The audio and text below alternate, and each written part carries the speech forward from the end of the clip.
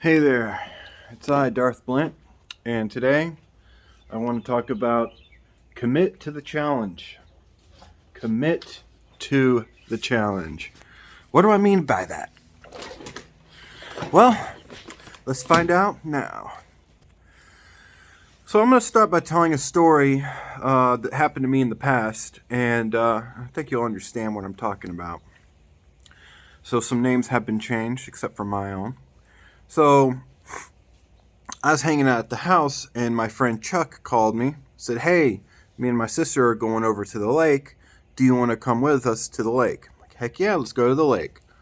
So we make it to the lake. Chuck can't swim at all, okay? Literally, we go out into the water, and he has two floaties on his arms. He just does not have the capability to swim. So we go to the back side of the lake, and we walk down to the where we can go get in at, and we look across, and on the other side there's a giant cliff wall. I mean, huge, probably goes up about 3 stories in height, honestly. And at the top of this cliff wall there is a big ass tree that's hanging out over it, and tied to that tree is a rope. And as soon as we got there, we all eyed it.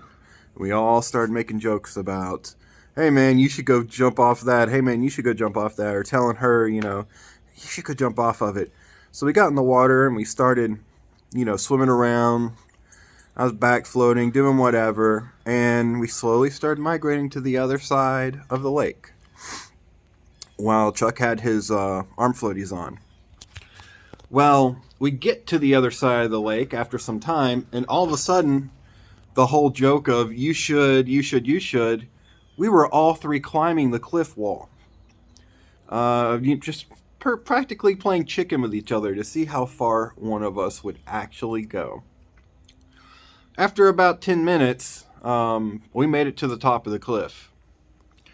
And it was hard. It was not easy climbing this cliff wall. It was literally just a bunch of rocks that was sticking out of this cliff wall. And we were free climbing. 100% free climbing this cliff wall. Made it to the top. And at the top, you couldn't reach the rope from the top. So we found a huge, giant, like 10-foot long stick that was up there. And we used it to pull the rope in. And we're like, "All right, you jump. No, you jump. You jump. I can't do that. That's insane. It's way too high." And we were sitting there and we were talking for about 15 minutes. And then we're like, "You know what? I think we should just climb back down. We should climb back down." And I grabbed the rope. And here's the thing. When you swing out on the rope is long enough that on your way back, if you don't let go, once you're on your way back about the halfway point, your rock's underneath you because the cliff edge isn't straight up. It's like this. So you have to let go when you swing out. Otherwise, you're going to either A, let go too late or too early, hit the rocks, or B, swing back and hit the rocks.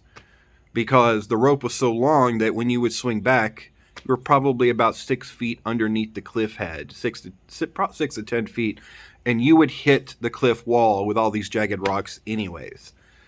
So it was something that you have to commit to if you're going to do. And we all realize that once you swing out, there's no coming back. And so it was very, very scary for all of us, And I remember I was nervous as hell. I was holding the rope in my hand, and I said, "Screw it." So I walked back as far as I could, and I run forward, holding on to the rope. And right as I get to the cliff edge, I jump and I swing out. This is a long rope, by the way. It probably takes me about 4 or 5 seconds just to get to maximum swing, like out distance. And I let go. And the craziest thing happened. I turn around in the air and I'm free floating for a second. And then, because back then I could see the face of Chuck and his sister, and they're both had this huge smile on their face. And I know I have this huge smile on my face. And it was like time slowed down, and for just a brief second, I was just floating in the air. But it felt like forever. And the rush, the feeling of joy and the excitement, and knowing that no matter what happens now, I did it. And then I started falling. And honestly, it was way higher than it was pretty damn high, because I fell for literally about 3 to 4 seconds of actual counting. 1 Mississippi, 2 Mississippi, 3 Mississippi, 4 Mississippi. Splash! Like, literally that long of free falling. And and I'll tell you though, hitting that water stung like a son of a bitch because of the amount of force that was behind that fall. You know what I mean? So, but when I hit the water, I went whoosh underneath, and I swam back up. And after I swam back up, I was filled with all this adrenaline and excitement, because why? Because there was that challenge in front of me, and I committed to the challenge. I committed and I went forward in the challenge. And after that, I look up and they're pulling the rope back in. And Charles takes off his floaties. This is a man who can't swim, after seeing me do it, takes off his floaties. And while he's taking off his floaties, his sister grabs onto the rope, and I'm down there in the water, fine. And I just yell up at her, do it! Just commit to the jump. When you reach, the fullest, farthest out you can go, let go. That's all you have to do. And because we were all aware, if you didn't, you were going to get hurt. That cliff, you would fall into the rocks, or you'd slide back and hit that jagged cliff wall. Either way would not be a good day. But as long as you were focused and you committed, you were going to make it. And the feeling that you would feel, that weightlessness, that literal, I don't know how many seconds of just being frozen in the air before gravity would take back over and pull you down. Such an immaculate feeling. And she was holding on to it for 30 seconds, and then kind of walking to the cliff edge and walking back. And, just as thought she wasn't going to do it, whoosh, and away she went. And just like me, she let go at the maximum distance, and she was flying out. Weightlessness. And then she came crashing down into the water, and at the perfect distance, came back up, and she had this huge smile on her face, like the feeling was worth the risk. Fully committing was worth the risk of failing. The experience was worth the risk of failure. Even though failure could have been severely bad, as long as you were focused and committed, you were going to be fine. Now, Charles is up there, and me and his sister both know that he's going to jump, because at this point, we look up there and Charles is pulling in the rope with that really long stick. And he's committed. You could see it on his face. He doesn't have his floaties on. He's got a serious look on his face. He's a little panicked, but he knows that he's going to do this.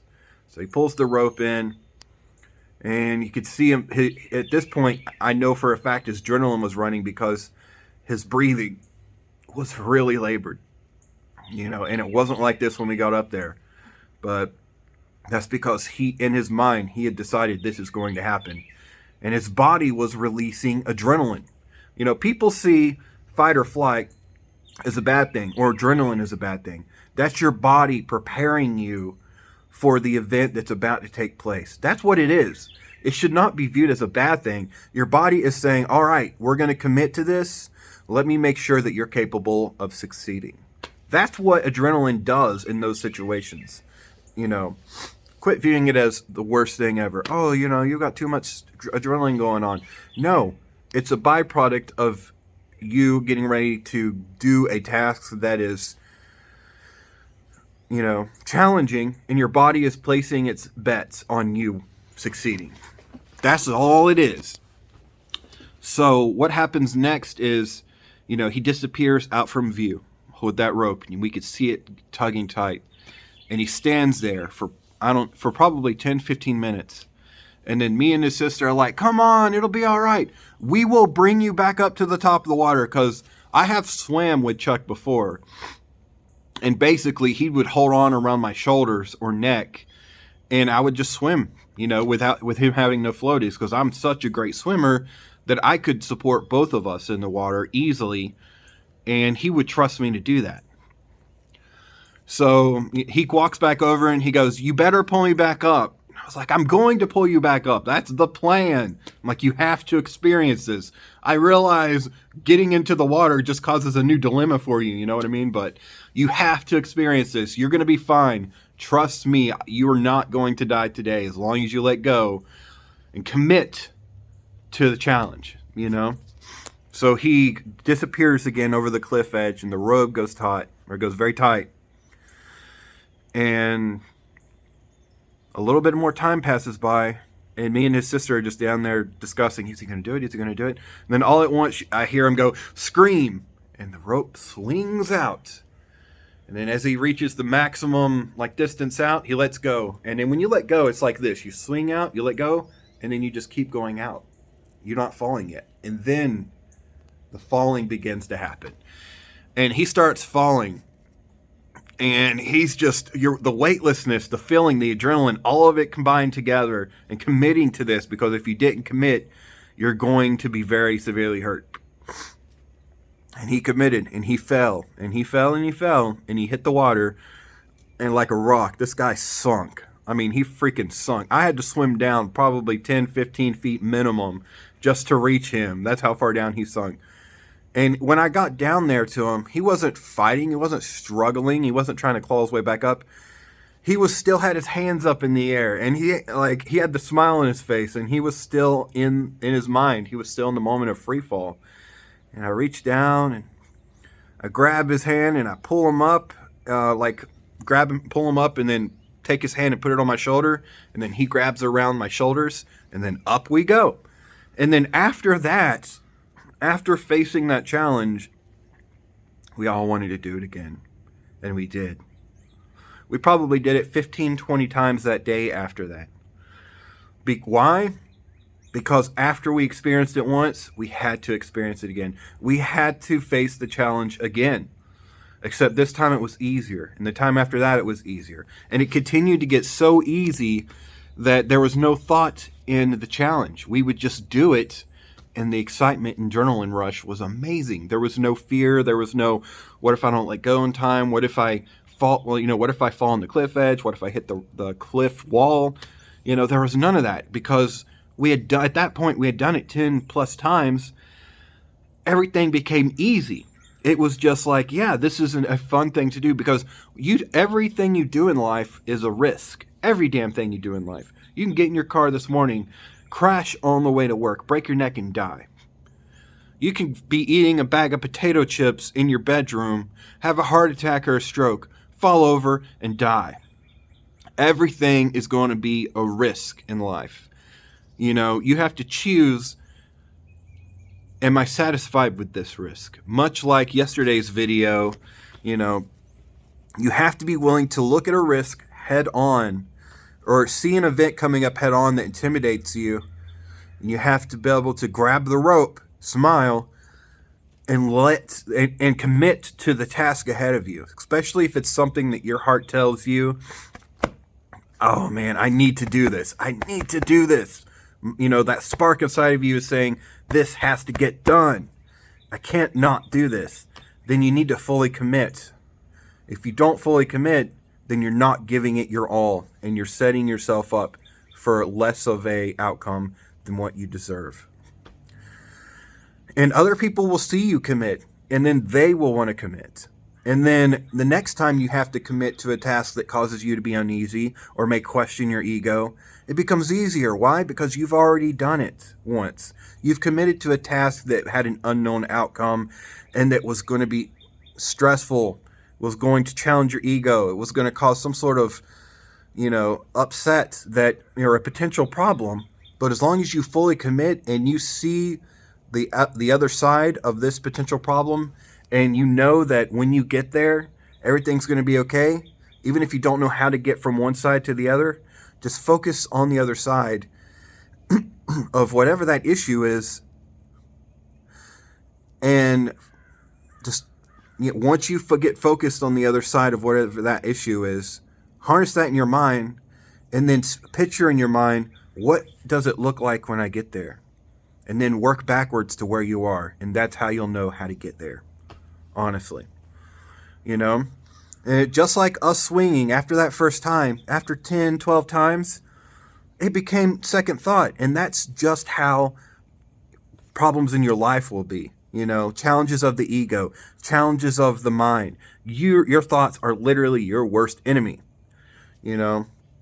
But every time you accept and become a little more humble to the fact that it's okay if my ego becomes challenged. It's okay if I'm wrong. It's okay if I don't get a perfect grade. It's okay if whatever the task is, then the next time you have to be challenged with a task, you'll have experience from other tasks and eventually get to the point where you become comfortable with stepping into the unknown, stepping into the abyss of the unknown. And you can go into it with a smile, with excitement, knowing that there's a way to the other side, and I'm going to have fun figuring out how to get there. And that also changes your whole idea of, oh God, oh crap, this is a horrible situation. What the fuck do I do? How do I get out of this? Stress, stress, stress. Pain, pain, pain, suffer, suffer, suffer. No, you don't have to suffer. You don't have to choose to suffer. You can gain experience through the situation and grow. Let yourself be challenged. Let your ego be challenged. Let your idea of success be challenged. You know, the only person that can stop you from succeeding is in here. If you accept what you're told, or if you accept the fact that I can't do this, then you're just manifesting, or what do they call it in psychology? Self-prophetization or something like that. Not prophetization. Self-actualization. That's it. You're saying it. I can't do this. What the fuck am I thinking? Well, guess what? You're setting yourself up again for failure. You have to just grit your teeth and fake it till you make it.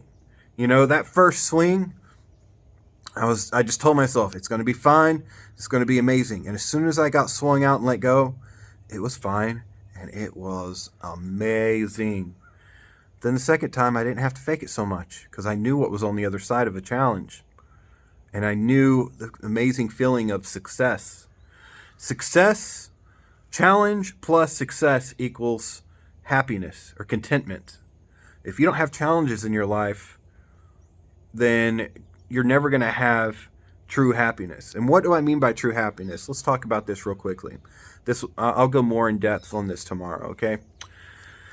So challenge plus success equals happiness. That's the equation of happiness. And so happiness is constantly a fleeting feeling in humans. Why is that? Because once we achieve a goal, the feeling will eventually dissipate and you'll have to find another goal to challenge yourself with. And it's because we reach milestones of growth. That's how our system works. I'll go more in depth with the equation of happiness tomorrow. That'll be tomorrow's video. But I'm telling you, go step into the abyss of the unknown. Visualize in your mind what it looks like on the other side. And work backwards to where you are now mentally. And that is your pathway forward. That'll get you there every fucking time.